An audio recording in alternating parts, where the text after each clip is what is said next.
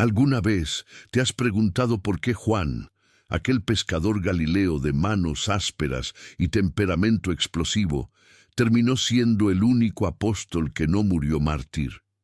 ¿Por qué fue él quien recostó su cabeza sobre el pecho de Jesús en aquella última cena? ¿Por qué fue él quien escribió que Dios es amor cuando sus propios hermanos lo llamaban Hijo del Trueno? Esta noche quiero contarte la historia más íntima del cristianismo, la historia de una transformación tan radical que todavía resuena en cada corazón que busca entender qué significa realmente seguir a Cristo. No es la historia que te contaron en la escuela dominical. Es mucho más profunda, más dolorosa, más humana y más gloriosa de lo que imaginas. Cierra los ojos por un momento y piénsalo. Juan era joven, probablemente el más joven de los 12. Imagínalo ahí, remendando redes junto a su hermano Jacobo a la orilla del mar de Galilea. El sol quemando la piel, las manos cortadas por los cordeles mojados, el olor a pescado impregnado en la ropa. Una vida predecible, segura, heredada de su padre Zebedeo. Y entonces aparece ese carpintero de Nazaret caminando por la orilla. 2 palabras: sígueme. Y todo cambia. Todo. Juan suelta las redes, deja la barca, abandona la seguridad y se lanza tras un hombre que acababa de conocer. ¿Locura? ¿Impulso juvenil? No. Fue el momento en que algo dentro de él reconoció algo en Jesús. Un llamado que resonó más fuerte que cualquier lógica, más profundo que cualquier miedo. Pero aquí está lo que nadie te dice. Juan no era un santo desde el principio, era ambicioso, era arrogante, era violento en su celo. En Lucas capítulo 9, versículo 54, cuando una aldea samaritana rechaza a Jesús, ¿sabes qué propone Juan junto con su hermano? Señor, ¿quieres que mandemos que descienda fuego del cielo y los consuma? Así era Juan, un muchacho que quería quemar pueblos enteros por no mostrar respeto a su maestro. Un joven que en Marcos capítulo 10, versículo 37, le pide descaradamente a Jesús los puestos de honor en su reino. Maestro, queremos que hagas por nosotros lo que te pidamos. Concédenos que en tu gloria nos sentemos el uno a tu derecha y el otro a tu izquierda. La audacia, la ambición desnuda, el ego sin filtro. Y Jesús, en su infinita paciencia, no lo rechaza, no lo humilla públicamente, no le dice, vete de aquí, no entiendes nada. Le enseña, le moldea, le transforma, porque Jesús siempre vio en Juan no lo que era, sino lo que llegaría a ser. Y esa es la primera verdad que quiero que dejes caer en tu corazón esta noche. Dios no te llama por quien eres ahora. Te llama por quién te convertirás cuando permitas que su palabra te transforme desde adentro. Ahora avancemos en el tiempo, 3 años después.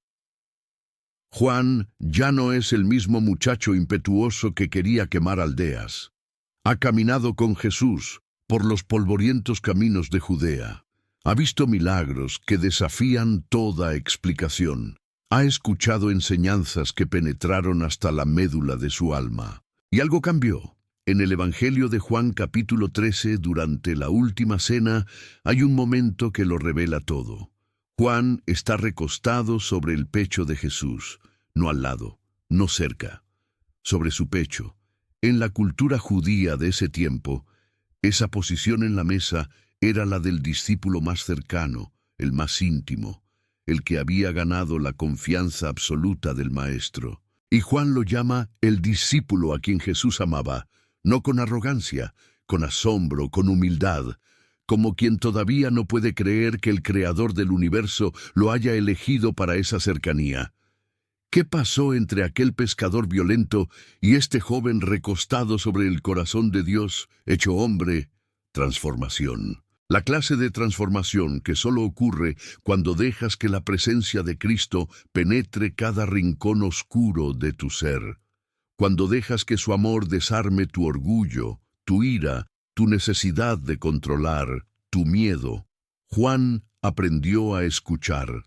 No solo las palabras de Jesús, sino los latidos de su corazón, y en ese ritmo encontró el secreto que luego escribiría décadas después. Nosotros hemos conocido y creído el amor que Dios tiene para con nosotros. Dios es amor, y el que permanece en amor, permanece en Dios, y Dios en él. Primera de Juan, capítulo 4, versículo 16. Pero la transformación de Juan no terminó en aquella cena. De hecho, apenas comenzaba, porque lo que viene después es donde la historia se vuelve desgarradora. Unas horas más tarde, en el jardín de Getsemaní, cuando los soldados vienen a arrestar a Jesús, Juan está ahí. Ve cómo Pedro saca la espada y corta la oreja del siervo del sumo sacerdote. Ve cómo Jesús sana al hombre y se entrega voluntariamente. Y mientras los demás discípulos huyen aterrorizados, Juan se queda. Lo sigue a distancia, sí, con miedo, sí, pero se queda. Entra al patio del sumo sacerdote. Es testigo del juicio ilegal. Y al amanecer, cuando llevan a Jesús al Gólgota, Juan es el único de los 12 que está ahí. Imagina ese momento, el sol apenas saliendo, las calles de Jerusalén manchadas de sangre, el sonido de los azotes todavía resonando en el aire. Y ahí va Jesús cargando la cruz, tropezando bajo su peso. Juan lo sigue. Cada paso un puñal en el alma. El hombre que le dio sentido a su vida, el maestro que transformó su corazón, el amigo que conocía sus secretos más profundos, ahora humillado, golpeado, escupido. Y Juan no puede hacer nada, absolutamente nada, solo caminar, solo estar presente, solo sostener con sus ojos lo que su corazón no puede soportar. Y luego el Calvario. Juan está al pie de la cruz, junto a María, la madre de Jesús, junto a María Magdalena, junto a las mujeres que no abandonaron, y desde la cruz, con cada respiración siendo una agonía, Jesús mira a su madre y luego a Juan, y dice: «Mujer, he ahí tu hijo». Luego dice al discípulo: «He ahí tu madre». Juan, capítulo 19, versículos 26 y 27. Jesús está muriendo, llevando el peso del pecado de toda la humanidad, y en medio de ese dolor indescriptible, cuida de su madre. Le confía a Juan la responsabilidad más sagrada, y Juan la acepta. Desde ese día, María vivió con él hasta el final de sus días. ¿Entiendes lo que acaba de pasar? Jesús no le dio a Juan un ministerio espectacular, no le prometió fama o poder. Le dio una tarea silenciosa, íntima, diaria: cuidar a una madre que acababa de ver morir a su hijo, cambiar pañales emocionales, sostener en las noches de llanto, ser familia cuando todo se había derrumbado. Y Juan lo hizo, porque había aprendido que el amor verdadero no es el que grita desde los púlpitos, ni el que hace milagros para las multitudes. El amor verdadero es el que se queda, el que acompaña, el que sostiene en silencio, el que elige la presencia sobre la relevancia. 3 días después, la resurrección. Juan corre con Pedro al sepulcro. Juan llega primero porque es más joven, pero no entra. Pedro entra primero, pero Juan ve y cree. Juan capítulo 20, versículo 8. Entonces entró también el otro discípulo que había llegado primero al sepulcro, y vio y creyó. Vio las vendas vacías y creyó. No necesitó ver a Jesús resucitado en ese momento. La evidencia era suficiente. La fe había madurado hasta el punto donde los ojos del corazón veían más claro que los ojos del rostro. Y luego vienen las apariciones. Jesús resucitado se muestra a los discípulos. En el mar de Tiberias, Juan es el primero en reconocerlo. Están pescando. No han pescado nada en toda la noche, y aparece un hombre en la orilla que les dice que echen la red al otro lado. La red se llena de peces, y Juan, con esa intuición que solo da la intimidad, le dice a Pedro: «Es el Señor». Juan capítulo 21, versículo 7. Juan reconoce a Jesús no por su rostro a la distancia, sino por su estilo, por la manera en que actúa, por el patrón de sus milagros, porque conocía tan profundamente a su maestro que lo reconocía en cualquier circunstancia. Pasaron los años. Jesús ascendió. El Espíritu Santo descendió en Pentecostés. La Iglesia nació, y Juan se convirtió en uno de sus pilares. Pero no del modo que esperarías. No era el predicador más elocuente, ese era Pedro. No era el teólogo más brillante, ese era Pablo. Juan era diferente. Juan era el apóstol del amor, el que escribía cartas cortas pero devastadoramente profundas, el que repetía hasta el cansancio: «Hijitos míos, amémonos unos a otros». Dicen que en su vejez, cuando ya no podía caminar y lo llevaban en brazos a las reuniones, repetía una y otra vez la misma frase: «Hijitos, amaos los unos a los otros». Y cuando le preguntaban por qué siempre decía lo mismo, respondía: «Porque es el mandamiento del Señor, y si solo esto se hace, es suficiente». Juan vivió más que todos los demás apóstoles. Vio morir a Pedro crucificado cabeza abajo en Roma. Vio morir a Pablo decapitado. Vio morir a Jacobo, su propio hermano, ejecutado por Herodes Agripa. Uno por uno, los hombres que caminaron con Jesús fueron martirizados, y Juan siguió vivo. No porque fuera cobarde, no porque se escondiera. Intentaron matarlo. Lo sumergieron en aceite hirviendo en Roma y sobrevivió. Lo exiliaron a la isla de Patmos, una roca desolada en medio del mar Egeo, esperando que muriera de hambre y soledad. Y fue ahí, en ese lugar de destierro, donde ocurrió lo más extraordinario. Juan tenía más de 90 años. Estaba solo, exiliado por predicar la palabra de Dios. En un domingo, el día del Señor, estaba en el Espíritu, y los cielos se abrieron. Apocalipsis capítulo 1 versículo 10. Yo estaba en el Espíritu en el día del Señor, y oí detrás de mí una gran voz como de trompeta. Y se volvió, y vio a Jesús glorificado, no al Jesús humilde de Galilea, no al Jesús sufriente del Calvario, vio al Jesús resucitado en toda su gloria, ojos como llama de fuego, voz como estruendo de muchas aguas, una espada aguda de doble filo saliendo de su boca. Y Juan, el que había recostado su cabeza sobre el pecho de Jesús, cayó como muerto a sus pies. ¿Por qué cayó?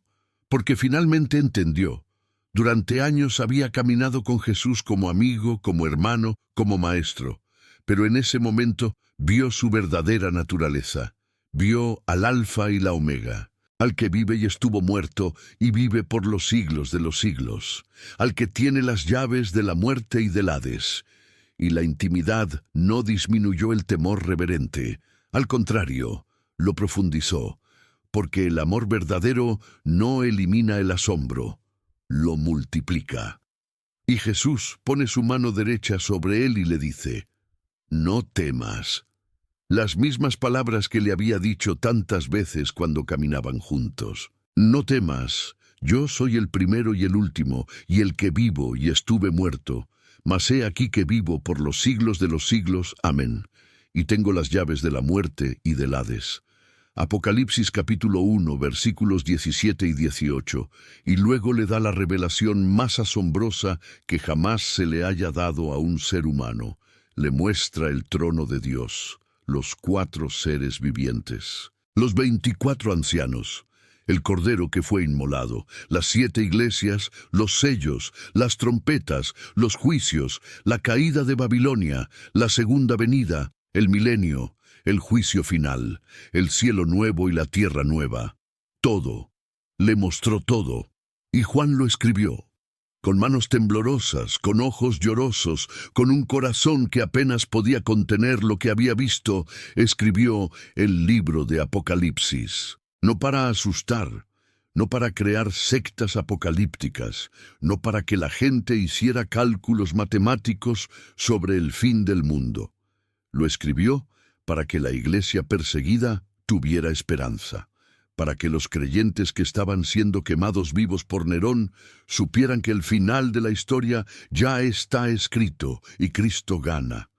Lo escribió para que tú, 2000 años después, en medio de tus propias batallas, sepas que nada de lo que estás enfrentando es más grande que aquel que venció la muerte.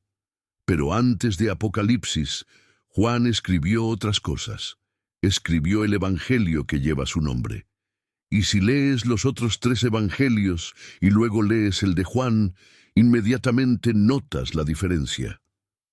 Mateo, Marcos y Lucas se enfocan en los hechos, en los milagros, en las parábolas. Juan se enfoca en la identidad, en quién es Jesús realmente. En el principio era el Verbo, y el Verbo era con Dios, y el Verbo era Dios.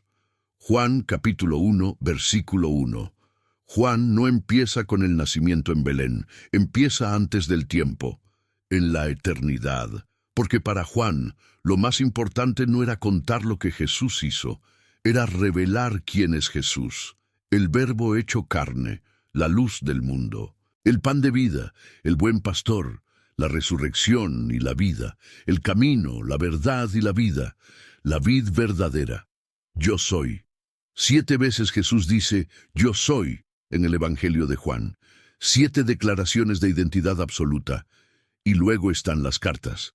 Primera, segunda y tercera de Juan. Cartas cortas, directas, llenas de una ternura que solo puede venir de alguien que ha caminado mucho, que ha sufrido mucho, que ha amado mucho. Hijitos míos, estas cosas os escribo para que no pequéis, y si alguno hubiere pecado, abogado tenemos para con el Padre, a Jesucristo el justo. Primera de Juan, capítulo 2, versículo 1. No améis al mundo ni las cosas que están en el mundo. Primera de Juan, capítulo 2, versículo 15. Todo aquel que es nacido de Dios no practica el pecado, porque la simiente de Dios permanece en él.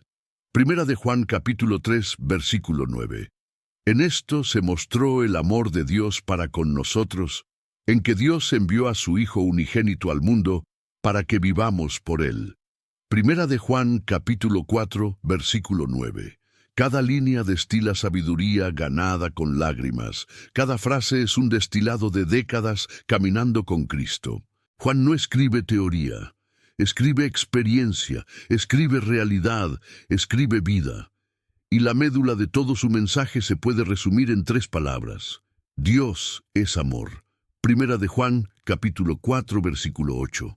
No que Dios tiene amor, no que Dios muestra amor, que Dios es amor. Su esencia, su naturaleza, su identidad. Y si Dios es amor y tú permaneces en Dios, entonces tú también debes ser amor.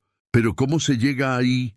¿Cómo pasa un joven violento que quería quemar aldeas enteras a convertirse en el apóstol del amor? ¿Cómo pasa alguien lleno de ambición y ego a escribir que el perfecto amor echa fuera el temor? No es magia. No es un momento único de iluminación. Es proceso, es permanencia. Es lo que Juan llama permanecer en Cristo. Juan capítulo 15, versículo 4. Permaneced en mí y yo en vosotros. Como el pámpano no puede llevar fruto por sí mismo si no permanece en la vid, así tampoco vosotros si no permanecéis en mí. Permanecer. Esa es la palabra clave. No visitar. No consultar de vez en cuando. No tener un encuentro emocional y luego volver a tu vida normal. Permanecer, quedarte, hacer tu morada, establecer tu residencia en Cristo. Y eso significa algo muy concreto. Significa leer su palabra no como un deber religioso, sino como alimento diario. Significa hablar con Él en oración, no como un ritual, sino como conversación constante con tu mejor amigo. Significa obedecer sus mandamientos no por obligación, sino porque has llegado a amar lo que Él ama y aborrecer lo que Él aborrece. Significa permitir que su espíritu vaya podando todo lo que no es de Él en tu carácter, en tus hábitos, en tus pensamientos. Y eso duele. No te voy a mentir, la poda duele. Hay cosas en ti que Dios tiene que cortar. Amistades tóxicas que te alejan de Él. Patrones de pensamiento que te mantienen en esclavitud. Adicciones que has justificado durante años. Rencores que has alimentado como si fueran mascotas, miedos que se han vuelto tu identidad, y cuando el Espíritu Santo empieza a trabajar en esas áreas, va a doler, vas a resistir, vas a negociar, vas a querer quedarte con un poquito de eso que te está destruyendo.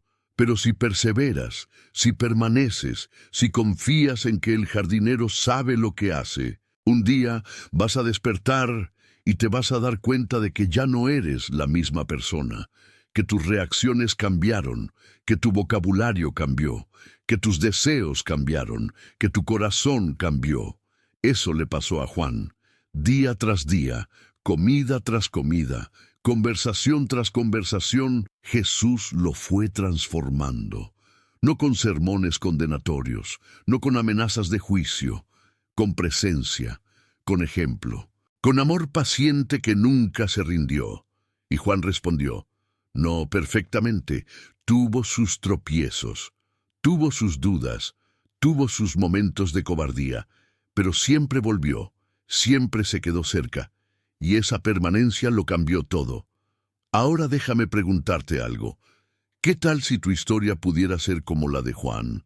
No digo que vayas a escribir un evangelio o a recibir visiones apocalípticas. Digo algo más profundo.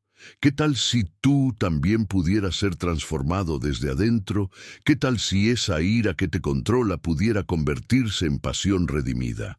¿Qué tal si esa ambición que te consume pudiera convertirse en celo por las cosas de Dios? ¿Qué tal si ese orgullo que te aísla pudiera convertirse en confianza humilde? No es un sueño imposible. Es el propósito de Dios para tu vida. Romanos capítulo 12, versículo 2. No os conforméis a este mundo, sino transformaos por medio de la renovación de vuestro entendimiento, para que comprobéis cuál es la buena voluntad de Dios, agradable y perfecta. Transformación por renovación. Cambio desde adentro. Y todo empieza con una decisión. La misma decisión que tomó Juan aquella mañana a la orilla del mar de Galilea. Soltar las redes. Dejar la seguridad, seguir a Jesús aunque no entiendas todo, aunque tengas miedo, aunque la gente te llame loco, seguirlo porque algo en tu interior reconoce que Él es la respuesta que has estado buscando toda tu vida. Él es el agua que sacia la sed que ni siquiera sabías que tenías. Él es la luz que disipa la oscuridad que has normalizado. Él es el camino que te saca del laberinto en el que has estado dando vueltas durante años. Y una vez que empiezas a seguirlo, no te detengas. Cuando todos los demás huyan, tú quédate. Cuando sea difícil, cuando duela, cuando no entiendas, quédate. Ve a la cruz, párate al pie de ese madero ensangrentado y mira lo que Él hizo por ti. Ve el precio que pagó. Ve el amor que demostró. Y deja que esa imagen se grabe tan profundamente en tu alma que nada pueda borrarla. Porque cuando entiendas realmente lo que pasó en el Calvario, cuando comprendas que ese sufrimiento fue por ti, que esa sangre se derramó para limpiarte, que esa muerte fue para darte vida, algo va a romperse dentro de ti, las cadenas van a caer, el velo va a rasgarse y vas a ser libre de verdad. Juan capítulo 8, versículo 36. Así que si el Hijo os libertare, seréis verdaderamente libres. Libertad. No para hacer lo que te dé la gana. Libertad para ser quien realmente fuiste creado para ser. Libertad de la culpa que te persigue. Libertad del miedo que te paraliza. Libertad de la necesidad de probarte ante los demás. Libertad de los traumas que has cargado como si fueran tu identidad. Esa es la libertad que Cristo ofrece, y es la libertad que Juan experimentó. Pero también hay algo más que necesitas saber sobre Juan, algo que a menudo se pasa por alto. Juan no solo escribió sobre el amor, También escribió sobre la verdad. De hecho, en sus cartas usa la palabra verdad más de 20 veces. Para Juan, amor sin verdad es sentimentalismo, y verdad sin amor es crueldad. Las dos tienen que ir juntas. Jesús dijo en Juan capítulo 14, versículo 6, Yo soy el camino, la verdad y la vida. Verdad encarnada, verdad con piel, verdad que abraza. Y esa verdad no es solo información correcta sobre Dios, es una persona, es Jesús. Y cuando lo conoces, conoces la verdad, y esa verdad te hace libre. Juan también entendió algo crucial sobre la permanencia en Cristo. No es pasiva, no es solo sentarse y esperar que Dios haga todo. Es activa, es intencional, es una batalla diaria. Segunda de Corintios capítulo 10, versículos 4 y 5. Porque las armas de nuestra milicia no son carnales, sino poderosas en Dios para la destrucción de fortalezas, derribando argumentos y toda altivez que se levanta contra el conocimiento de Dios, y llevando cautivo todo pensamiento a la obediencia a Cristo. Llevar cautivo todo pensamiento. Eso no es metáfora poética, es estrategia de guerra espiritual. Cuando un pensamiento de duda entra a tu mente, lo capturas, no lo dejas correr libre, lo sometes a Cristo. Le preguntas, ¿esto es verdad según la palabra de Dios? Si no lo es, lo rechazas y lo reemplazas con verdad. Cuando viene el pensamiento de que no vales nada, lo capturas y lo confrontas con Salmo 139, versículo 14.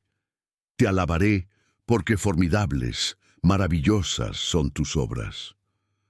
Cuando viene el pensamiento de que Dios te ha abandonado, lo capturas y lo confrontas con Hebreos capítulo 13, versículo 5. No te desampararé ni te dejaré.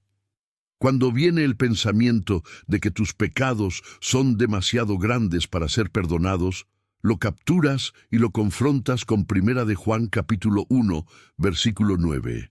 Si confesamos nuestros pecados, Él es fiel y justo para perdonar nuestros pecados y limpiarnos de toda maldad. Así es como se renueva la mente, así es como se transforma el carácter. No es instantáneo, es gradual. Pensamiento por pensamiento, decisión por decisión, día por día, y hay días en que vas a fallar, días en que vas a caer, días en que vas a sentir que no estás avanzando nada, pero no te rindas. Recuerda que Juan caminó con Jesús durante 3 años antes de recostarse sobre su pecho, que pasaron décadas antes de que escribiera sus cartas, que tenía más de 90 años cuando recibió la revelación de Apocalipsis. La transformación es un proceso de toda la vida, no una meta que alcanzas y luego te relajas. Es caminar, es perseverar, es levantarte cada vez que caes y seguir adelante. Y aquí está la belleza de todo esto. No estás solo en este proceso. Juan capítulo 14 versículos 16 y 17. Y yo rogaré al Padre, y os dará otro Consolador, para que esté con vosotros para siempre, el Espíritu de verdad, al cual el mundo no puede recibir, porque no le ve ni le conoce, pero vosotros le conocéis, porque mora con vosotros y estará en vosotros. El Espíritu Santo vive en ti si eres de Cristo. Él es tu Maestro interno, tu guía, tu consolador, tu fortaleza, y Él está comprometido con tu transformación. Filipenses capítulo 1, versículo 6. Estando persuadido de esto, que el que comenzó en vosotros la buena obra, la perfeccionará hasta el día de Jesucristo. Dios no se rinde contigo. Aunque tú te rindas 1000 veces, Él no se rinde. Aunque todos los demás se rindan, Él no se rinde. Él ve en ti lo que todavía no eres, pero lo que llegarás a ser. Y Él está trabajando, moldeando, puliendo, transformando, a veces con ternura, a veces con disciplina, pero siempre con amor, siempre con propósito, siempre con tu bien eterno en mente. Entonces, ¿qué vas a hacer con esta historia? ¿Qué vas a hacer con el ejemplo de Juan?